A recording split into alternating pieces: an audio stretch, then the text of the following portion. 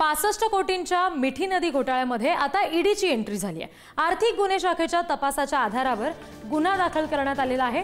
मिठी नदीतून किती गाळ काढला याची अभियंत्यांना माहितीच नव्हती। आर्थिक गुन्हे शाखेच्या तपासामध्ये ही धक्कादायक माहिती समोर आलेली आहे। 2019 ते 25 या काळामध्ये किती गाळ काढला याची मोजणीच केली गेली नाहीये। महापालिका अधिकारी, दलाल आणि कंत्राटदारांचं साठारोटं यातून समोर येत आहे। ईडीच्या एंट्रीमुळे आता आरोपींच्या अडचणींमध्ये आणखी वाढ होणार। आणखी तपशील आपण घेणार आहोत। प्रतिनिधी शिल्पा नरवडे आपल्याशी जोडल्या गेल्यात त्यांच्याकडून। शिल्पा, काय नेमके या सगळ्या संदर्भातले तपशील आहेत?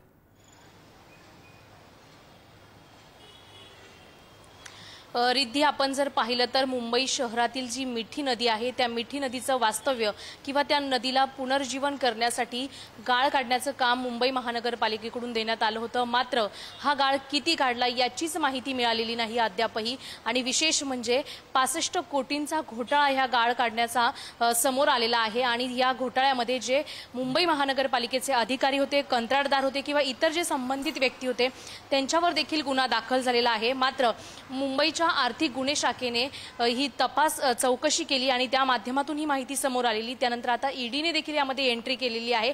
आणि विशेष म्हणजे यामध्ये जे अधिकारी आहेत, कंत्राटदार आहेत किंवा इतर जे कोणी संबंधित व्यक्ती आहेत त्यांच्या अडचणींमध्ये आता वाढ होणार आहे। कारण मुंबई शहरामध्ये जेव्हा पूर आला होता तेव्हा ह्या मिठी नदीचं वास्तव्य खऱ्या अर्थाने नागरिकांच्या आणि मुंबई महानगरपालिकेच्या लक्षात आलं आणि त्यानंतर हे गाळ काढण्याचं काम मुंबई महानगरपालिकेने हाती घेतलं होतं। मात्र आजही आपण जर पाहिलं तर गाळ काढण्याचं काम हे असंच सुरू आहे। यातला हा 65 कोटींचा घोटाळा जर पाहिला आणि विशेष म्हणजे या घोटाळ्यामध्ये ज्या मृत व्यक्ती आहेत त्यांच्या देखील सह्या या घोटाळ्याच्या कागदपत्रांवर आपल्याला पाहायला मिळत आहेत। त्यामुळे आता हे संबंधित अधिकारी असतील किंवा पालिकेचे अधिकारी, कंत्राटदार असतील यांच्या अडचणीत आता वाढ झालेली आहे। त्यामुळे आता इथून पुढे कशी कारवाई केली जाते, नेमक्या काय बाबी समोर येतात, कशा पद्धतीचा हा घोटाळा झालेला आहे आणि हा घोटाळा करण्यामागे नेमका कुणाचा हात आहे हे देखील काही दिवसांमध्ये समोर येईल। त्यामुळे आता मुंबई शहरातील ही मिठी नदी जी नावारूपास येत होती ती आता वास्तव्यात आलेली जी नदी आहे ती गाळ काढण्याचं जे काम आहे ते असंच पुढे चालू राहणार की जो गाळ काढलेली माहिती अधिकाऱ्यांना आजही देता येत नाही। त्यामुळे आता नेमकी याच्यावर कशा पद्धतीने कारवाई केली जाते आणि ईडी या संदर्भामध्ये काय कठोर पावले उचलते हे पाहणं देखील महत्त्वाचं असेल। रिद्धी जी, शिल्पा धन्यवाद या सगळ्या तपशिलांसाठी। 65 कोटींच्या मिठी नदी घोटाळ्यामध्ये आता ईडीची एंट्री झालेली आहे। नदीतून नेमका किती गाळ मागच्या काही वर्षात काढला गेला याची माहितीच अधिकाऱ्यांना नसल्याचं समोर आलं।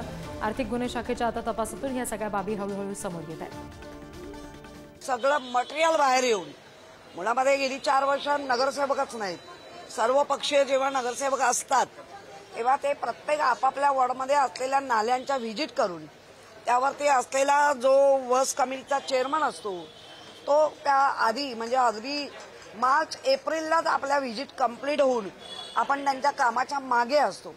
इथे मुंबईला वालीच कोण नाही राहिलंय, सगळं लूट लूट लूट लूटच चालली आहे आणि त्या लुटीमुळे आज मुंबईकरांना हे सगळं भोगावं लागतंय।